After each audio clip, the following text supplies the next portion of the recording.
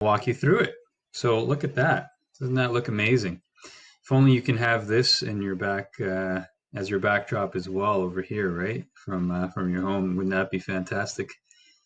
Okay, so from this point of view, as you can see, it would be from the lower deck. Here's the step right there. And it looks quite lovely. You got the railings here. And that's basically the positioning of the railings, more or less. Keep in mind that these are not identical to what you selected. This is what I am available to place onto the deck according to the software and what's available in the software. So don't ignore those, just ignore those details.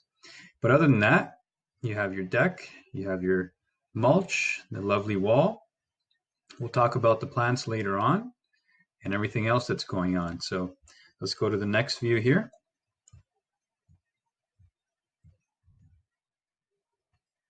There we go. A little higher up so you can get a bigger vantage point.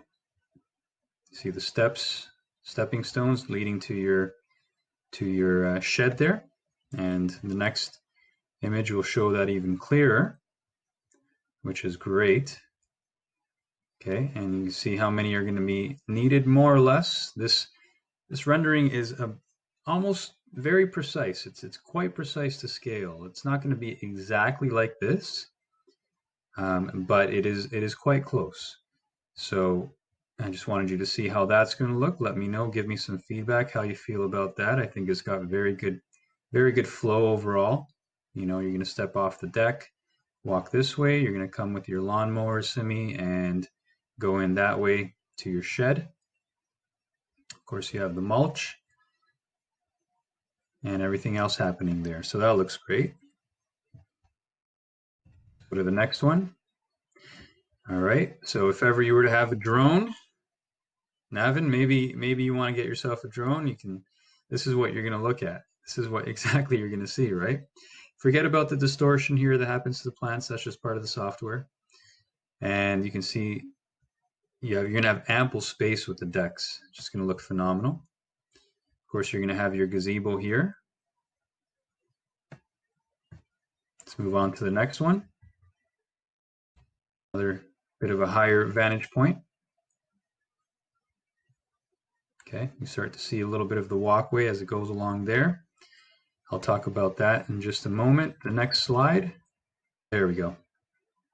Okay, so this is purely for color combination. I want you to see that. This is not how the stone is going to look.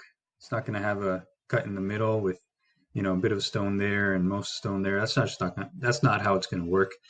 For the software, you know, so every manufacturer has different kinds of stone, and some manufacturers update their stone, like they add a stone, a new type of stone every year. So the software can't keep up with that kind of thing, and the software only selects certain companies to showcase their kind of stone.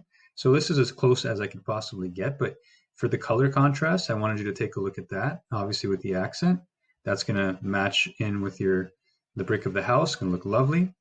And then with the larger stone, which will be darker along the edge, and then on the inside over here. So as you know, we're going to reuse your step. Okay, the step that we're going to have take from here, we're going to use one of it here, and then it goes off and turns the corner just so slightly. So that'll look really good. Here's another vantage point from higher up. Here, as if you were standing on the mulch, okay, which is great because you're able to take this path through here alongside the wall and just walk over to your shed. And then from the vantage point, as if you were standing on the step of your shed, you can see how that's going to look. So that'll look lovely. There's good flow, very good rhythm in this particular design. Now I wanted to highlight this. Okay, so based on the selection that you told me of the annuals that you'll be getting, Simi, I just threw an arrangement here. If you're inspired by this, by all means, go ahead and use it. But you can have a lot of fun with this, however you want to arrange this. And this will be a mound, as you know, and we're going to edge this real nice. It's not going to look like how it is here. So I wanted to highlight this water feature. Okay. We didn't talk about this, I guess, from a design standpoint, but not just a design standpoint, but also something that you may actually like. You may enjoy having a water feature here. I'll show you what it actually looks like, but it has a little cascading waterfall. So if you're into the sounds of a cascading waterfall and the effects that that has for you, which calms and soothes you, generally that's how it works for people. That's a lovely option as well. And these actual plants here are plants that would survive in the water. So we'll take a look at that now. That's basically what it would look like. And there are different versions, of course, different sizes. And we can talk more about that. I thought I'd throw it in there, present it as something that looks pretty amazing and could bring a lot of fun and make you feel really good at the same time, being around there planting and having the sounds of the waterfall in your ear and just very calm environment. Let me know about that. My friend Marvin, fellow contractor, he's been doing this kind of work for 25 years, and he is a master. He's a pro at what he does. So let me know what you think. If you want me to reach out to him, then I can ask him about that and see what that would come in at. If you're interested in that, just please let me know. All right, so now we're going to talk about this side in the plants. So, Simi, based on the plants that the plant list that you provided to me, there are some that I excluded. Now, you might be wondering why. So the reason for that is because the wall, okay, the wall to where the fence is going to be it's not a large span. So I want to make sure that the plants that go in there are going to have enough space to survive. Not only that, some of the plants like the spirea plant, the holly plant, the weigela, and the magnolia, they tend to be very large. So they can grow quite large. We're talking about spirea can grow upwards to 8 feet tall, 6 feet wide. It's also very invasive, which means it's just going to basically, you're going to end up having a lot of spirea over the years, which is not going to be fun. It's going to be very frustrating and difficult to deal with. So I would totally avoid that. Holly plant, that can grow anywhere from 6 feet to 50 feet. That will be very problematic for you down the road.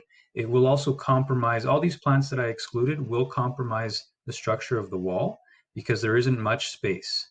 The other side, you already have the plants, some of the larger bushes and tree there that are in the ground, and we're just building a wall to accommodate and go around it. Whereas here we'd plant into the structure, the planter structure, and not into the actual ground, because it wouldn't be possible.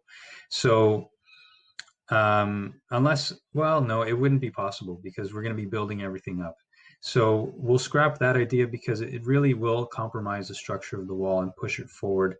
And we want to completely avoid that. That'll be frustrating for you down the road. So, and the magnolia tree the same. So what I've done is I've included the bleeding hearts. This arrangement is not an arrangement that you need to completely commit to, but based on what I understand about plants and my experience, and I have a gardener that I can consult as well regarding this. This is what I'd recommend. Excuse me. This is what I'd recommend. So what we're looking at here is the bleeding hearts, okay, followed by the daisies. Okay, and I'll take you back here.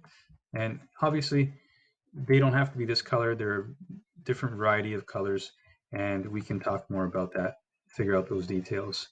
And then the lavender, okay, and the daisy, which tends to grow 2 to 3 feet. I have it in the back there, okay, which makes sense. You want the taller plants in the back, shorter ones in the front. Okay, I left a nice, beautiful spot, couple spots here for the bleeding hearts to grow out real nice. And then you have here the orange butterfly milkweed plant. Okay, and then this would be the viburnum white floral scented, and those grow lovely. Those grow quite big as well. So over the years, you'll just want to prune it. and they're very hardy, and they bloom in the spring. They're lovely. And then back there would be the hostas. Okay, so I'll go back to that right there. So that's what I'd recommend. Now, whether we add or take away 1 or 2 plants, that totally depends. Once everything is built, we'll have a better idea of what to do. That makes sense? Let me know what you think. And here is the plan view, basically, of the whole thing, how it looks from up above.